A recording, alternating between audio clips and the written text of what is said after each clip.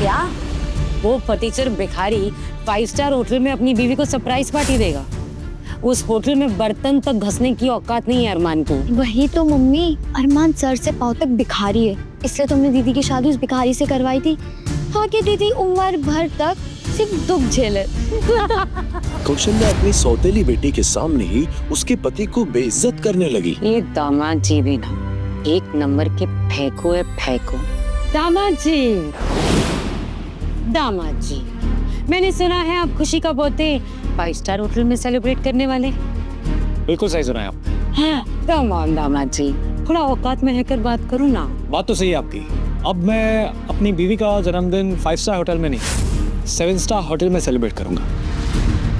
लगता है दामाद जी सटिया गए हैं, कुछ भी बोले जा रहे हैं। हम खुद 2 वक्त की रोटी खा रहे हैं मुश्किल से, सबको 7 स्टार होटल में खाना कैसे खिलाएंगे? टेंशन मत लो खुशी, कल तक तुम्हें तुम्हारे सारे सवालों के जवाब मिल जाएंगे। जिस फटीचर पति की जेब में एक फूटी कौड़ी भी नहीं थी, वो बीवी का बर्थडे मनाने गया एक 7 स्टार होटल में।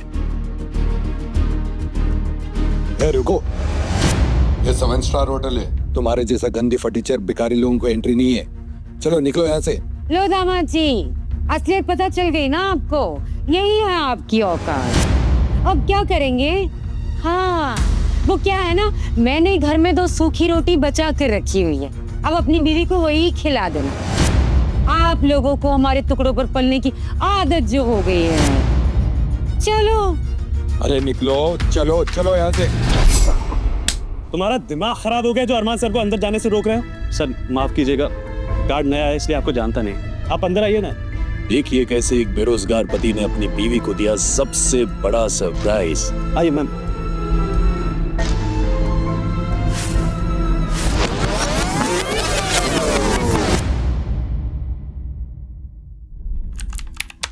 क्या वर्षिप, तू ऐसे हाँफ क्यों रहा है? घबराया उसे लग रहा है। सब कुछ खत्म हो गया फूफा जी। मैंने एक प्रोजेक्ट के लिए लोन लिया था, सब कुछ दांव पे लग गया, तो क्लाइंट ने लास्ट मोमेंट पे डील कैंसिल कर दी। मुझे तुरंत 10 लाख रुपए चाहिए होंगे, वरना कंपनी बंद हो जाएगी। मतलब शर्म नहीं आती तुझे? इनकी ऐसी हालत होते हुए भी तू इस वक्त इनसे पैसे मांग रहा है? कान खोल के सुन ले, निकल जाए यहाँ से, कुछ नहीं मिलेगा तुझे। कौशल्या, ऋषभ मेरे बेटे जैसा है। और आप अपनी पहली पत्नी के रिश्तेदारों को ना मेरे गले का फंदा मत बनाओ। और तू भी सुन ले, जो पैसे तूने और अरमान ने इनके इलाज के लिए दिए ना, वो मांगने की जुर्रत भी मत करना मुझसे। क्या? मेरे इलाज के लिए पैसे तुमने खुशी से लिए? तो और किससे? आपके अपने हैं ना। माफ करना फूफा जी, परेशान किया, चलता हूं मैं। भैया, मेरे बैंक अकाउंट में 2 लाख है, आप रख लीजिए। मेरी बहन की कमाई का पैसा कैसे ले लूं? और वैसे भी इतने में कुछ नहीं होगा, चलता हूं।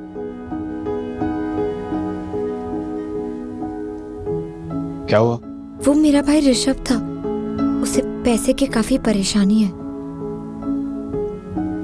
तुम अंकल का ख्याल रखो, मैं आता हूँ। ऋषभ, तुम अरमान हो ना? खुशी ने बताया था तुम्हारे बारे में। मैं तुम्हारी मदद कर सकता हूँ। कितनी मदद कर लोगे दोस्त? 10,000, 20,000? मेरी जरूरत उससे कई ज्यादा है। 11 लाख काफी है। क्या? यूपीआई कोड दो अपना।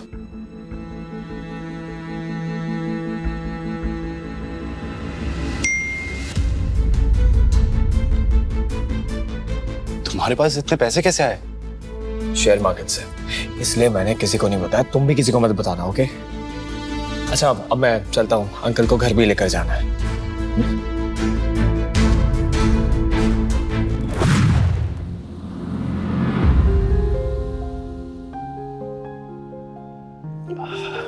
खुशी बेटा, फाइन देगी प्लीज? हाँ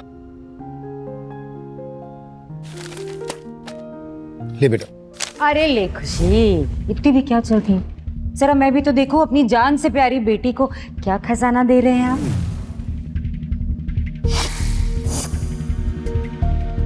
ओहो, ट्रांसफर ऑफ प्रॉपर्टी। कौशल्या, ये खुशी की माँ की जमीन है और अब वक्त आ गया है कि ये जमीन खुशी के नाम हो जाए। वैसे भी इसने अपना सारा पैसा मेरे इलाज पर खर्च कर दिया है। जहर ही दे दो मुझे। पहली पत्नी की जमीन बाप बेटी के नाम, हक किसका? बाप बेटी का। इतने सालों से मैं जो ये कैफे चला रही हूँ, हाँ, बदले में मुझे क्या मिलेगा?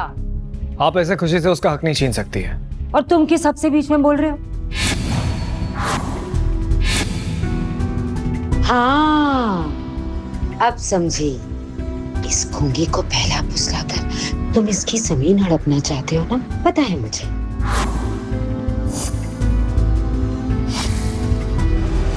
वैसे कौशल्या, हक तो तुम्हारे पास भी नहीं है ये सारी बातें करने का।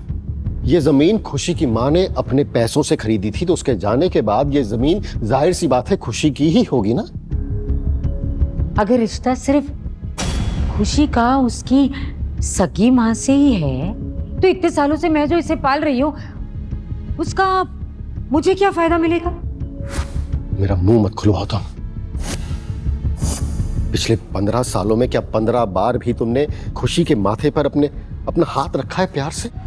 अगर तुमने सच में उसे अपनी बेटी माना होता ना, तो ये जमीन उसके नाम ट्रांसफर हो रही ना, तुम्हें इससे एतराज नहीं होता। सच कहूं तो बहुत चिंता है अपनी बेटी की। मेरे जाने के बाद पता नहीं अकेली ना हो जाए।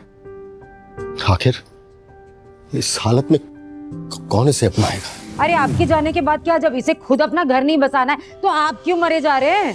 2 रिश्ते लाई थी मैं, ऐसे मना करती है जैसे खुद राजा महाराजा की बेटी हो। मना किया था ना इसने, है ना महारानी जी? छोटी माँ, पापा, आप लोग झगड़ा मत कीजिए। आप जिससे कहेंगे मैं उससे शादी कर लूंगी, बस आप लोग झगड़ा मत कीजिए। अच्छा, जिससे कहूंगी उससे कर लोगी शादी? इस भिखारी के साथ कर लोगी?